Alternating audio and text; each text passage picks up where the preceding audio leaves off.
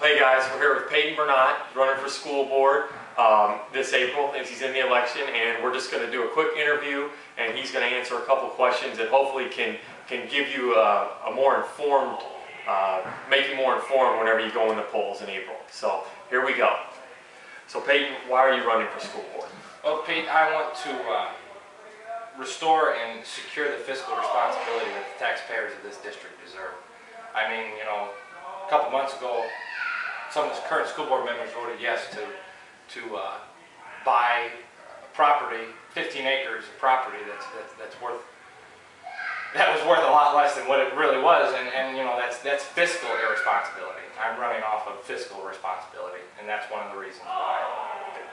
Okay, so what qualities do you have that you feel a board member should exemplify?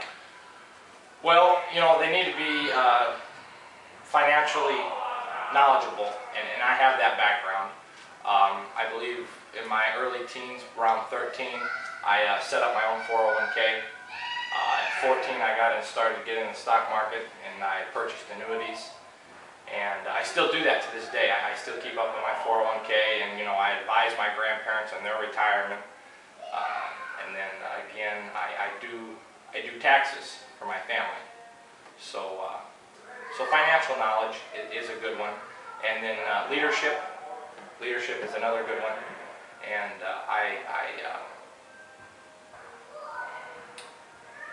And I bet most people didn't know that you have that fiscal experience. No. I mean, you know, it was more private than, you know, public.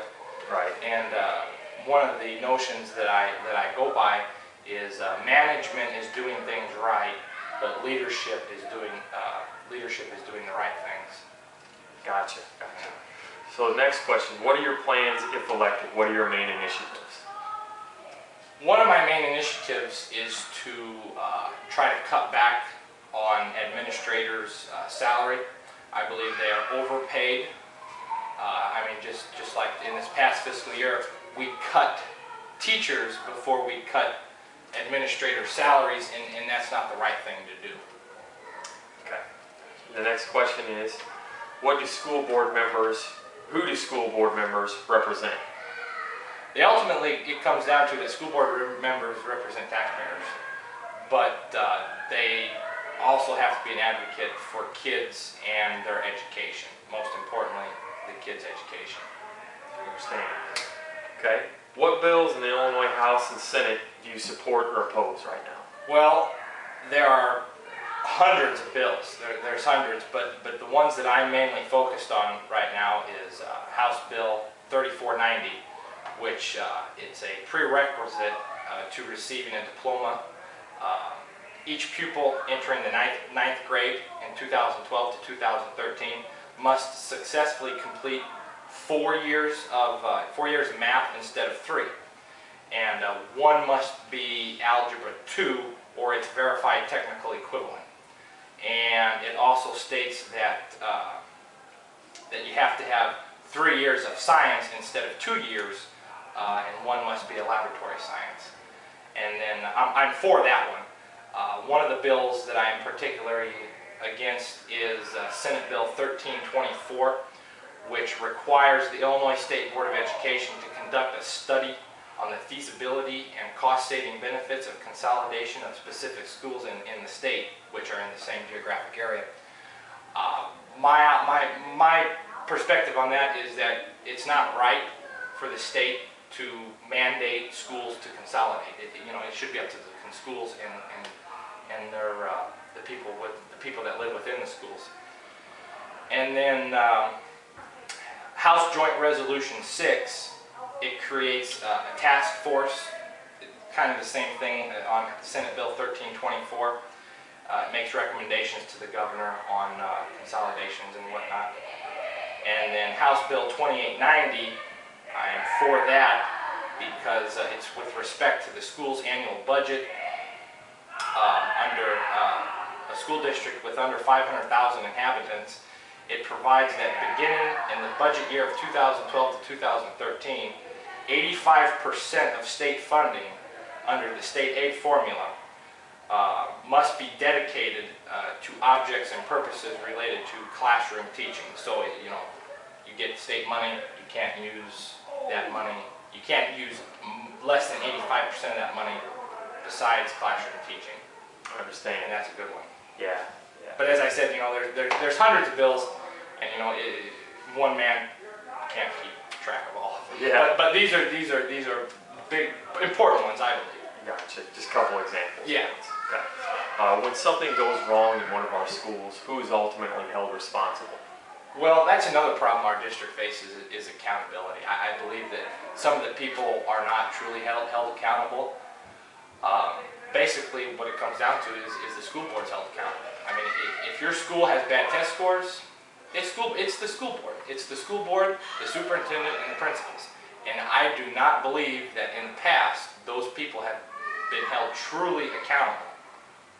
Understand. Good. So, what is your plan with the current curriculum in our schools if you're elected? What changes would you make? Well, one of the changes that I would make, it relates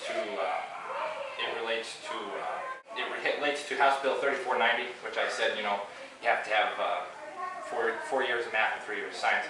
I've always believed in that, but I believe that it should be 4 years of math and 4 years of science, because you know, in the fields of math and science, the entire world is getting more competitive and more competitive, and you know, we're lagging behind in the United States. And I just think that we need to educate our children, our kids, on math, in the fields of math and science. Just hold them to a little bit stricter standards. Exactly. Do a little bit more work in those fields before they're out of high school and into college in the real world. Exactly. And then another thing is, you know, one of the other things, especially in Gillespie and Macoupin County, is vocational classes.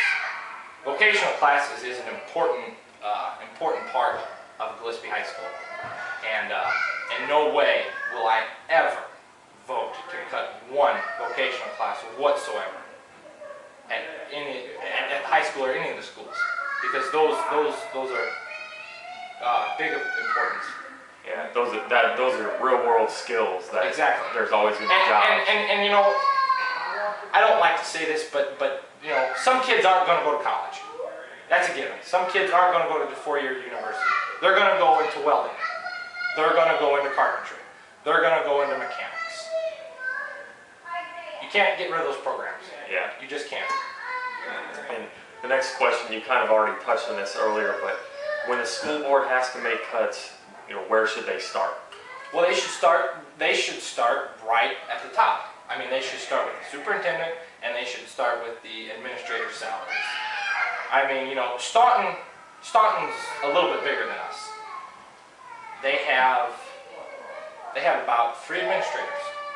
And come next year, we're going to have a superintendent, an assistant superintendent, a principal at the high school, a principal at the middle school, a principal at the elementary school, and an athletic director. That's 6 administrators receiving 6 different administrative pay. All close to 6 digits. Understand, that makes sense. Okay, so the last question regarding you're running for the school board is, how does it make you feel that you're the first 18-year-old to ever run for the school board in this area? And how does it make you feel that you're the youngest candidate in this particular race? Well, you know, what I tell people, you know, age is just a number. You know, I'm just as qualified as Cindy Sirocco. I'm just as qualified as any other of the candidates. You know, Cindy Sirocco was a teacher for 35 years, okay? You know, that's good. That's good. Does that qualify her to be a school board member? In a way, it does. I was on the Illinois State Board of Education Student Advisory Council for 2 years. Does that qualify me? Certainly. But you know, like I tell people, age is just a number. If you're not going to vote, if you're not voting for me because I'm 18, that's not right. Right. I mean, you're not voting for somebody because they're older than I am. You're not going to vote on the basis of that. People should vote on April 5th. Who's the best candidate who will represent me and my kids or the students in the school district? And I believe that I can do that the best. Right. So they shouldn't use age to discriminate or Exactly. even in the back of their minds have that when they walk into the poll. Exactly. They should just take, you know, your stances and your viewpoints versus the other candidates. Exactly. And Vote like I tell some people, you know, yeah, I'm 18. And you know, have some people tell me, you know, I'm not voting for you because you're 18. I said, well, I'm not sitting here telling you that that Cindy Sirocco or Harry Kavanaugh is too old to be on the school board, or Mark Hayes or Julian Lepra, I'm not telling them that. I mean, it's biased. Right. It's biased, and it's discriminatory. It doesn't bother me though. And you know, I'm not intimidated that everybody else is older than me. I'm the underdog. Right. Understandable. Okay, so next we're going to ask him a couple questions just about his bio and about his life. So, where do you plan to attend college after you graduate? I'm going to University of Illinois Springfield. I'm going to live in Benel. I'm going to commute. So I'll be here. And I'm going to study more than likely in one of three fields, either political science, law, or finances, or you know, it might be all three. I don't know. I haven't really decided that yet. Good, and that's important for people to know that you're not moving away from the fall. You're staying right here. Exactly. You're going to commute to school. I'm staying right here in Benel, Gillespie area, and you know, I'll always be here. Right. And then, do you have a final message you'd like to say to the voters? Well, you know, it's time. It's time to change the status quo. You know, we've had the same old thing for as long as I could remember. I've been going to school board meetings for the past 4 years. I haven't seen a change. I have not seen a change, and it's time that a change, needs change. And, but if I am elected, the status quo will change, because an 18-year-old on the school board is, you know, but, fiscal responsibility is my biggest issue.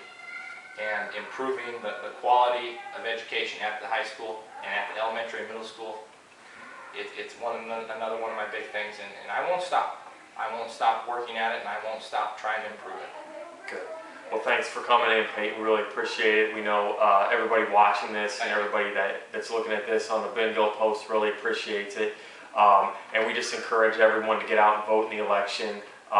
If you don't vote, you really don't have a reason to gripe after the election's over. So make sure you guys get to the polls, and thanks for tuning in. We really appreciate your time.